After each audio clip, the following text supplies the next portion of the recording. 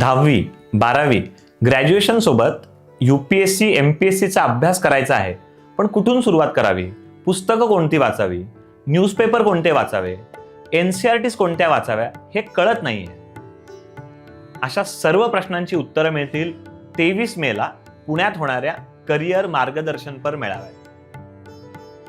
या मेळाव्यात श्री अविनाश धर्माधिकारी सर विद्यार्थ्यांना स्पर्धा परीक्षांची तयारी आत्तापासून काय करू या विषयावर मार्गदर्शन करणार आहे. त्याचबरोबर मी केतन सांडे तुम्हा सर्वांशी UPSC MPSCची तयारी करताना लागणारा माइंडसेट, त्याचबरोबर वेगवेगळी स्किल्स याबाबत बोलणार आहे.